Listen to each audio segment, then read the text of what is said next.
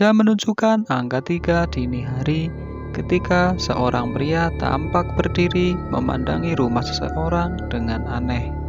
Bahkan, ia sudah berdiri mematung di sana selama berjam-jam. Kira-kira apa yang dilakukannya?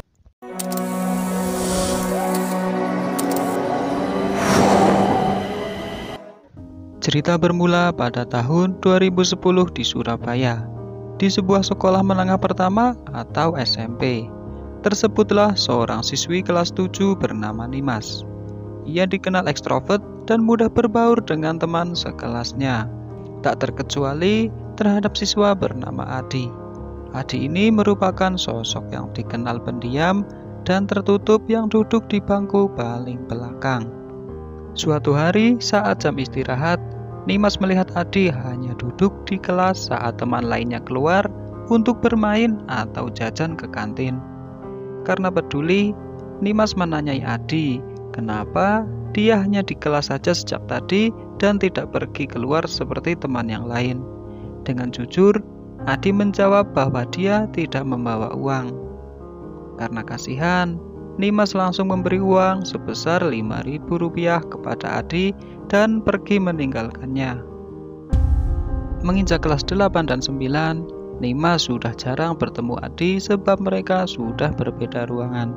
Otomatis, mereka sudah tidak ada komunikasi hingga lulus. 2014, Nimas dan Adi masuk di SMA yang berbeda. Namun tanpa Nimas ketahui, Adi sebenarnya memantau keberadaannya dan bahkan nekat mendatangi sekolahnya. Tanpa ragu, Adi segera mengirim pesan melalui akun sosmednya dengan cara yang bisa dibilang kurang etis. Bunyinya, "Hai cantik, aku sedang berada di gerbang sekolahmu." Melihat ada Adi di gerbang, Nimas merasa tidak nyaman dan hanya bisa bersembunyi sampai akhirnya Adi pun pergi setelah 1 jam berada di sana.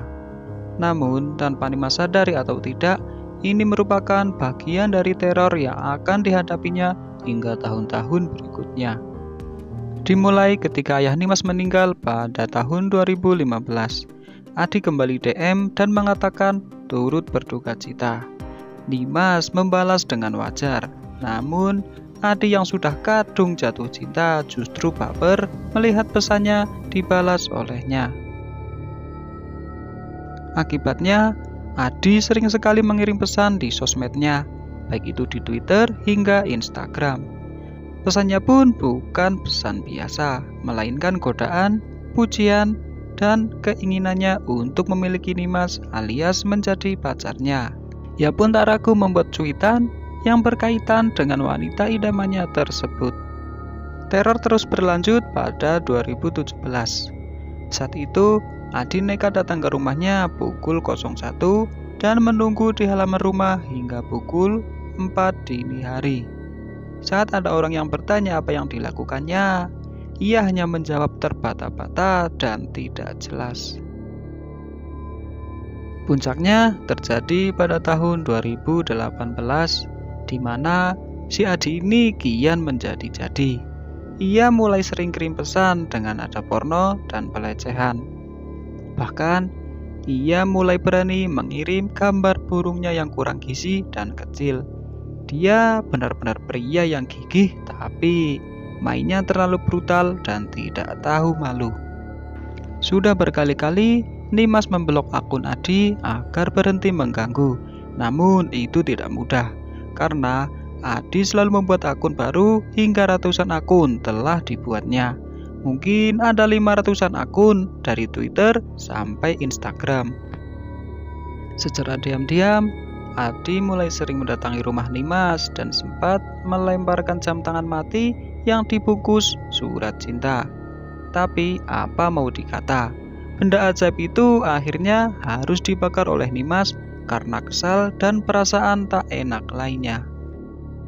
Dampak dari kelakuan Adi, beberapa orang yang dekat dengan Nimas pun menjadi sasaran ancaman dan dibuat tidak tenang. Hal itu berakibat ke beberapa pria yang terpaksa mundur dan menganggap Nimas bermasalah, karena setiap ada yang mendekatinya pasti akan mendapat teror berupa ancaman.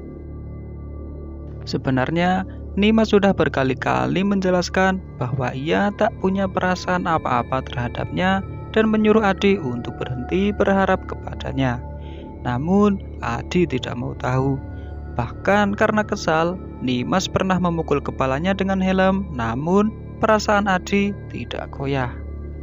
Baginya, biarpun kepala sakit, tapi tidak dengan hatinya. Singkatnya, teror tersebut terus berlanjut hingga tahun 2024 atau 10 tahun sejak 2015 di mana teror dimulai.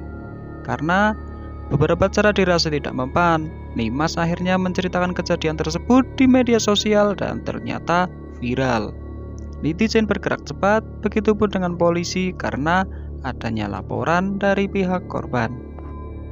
Sementara melihat adanya berita itu, Adi mulai ketar-ketir dan mencoba meminta maaf. Namun, semua sudah terlambat. Polisi sudah OTW ke rumahnya.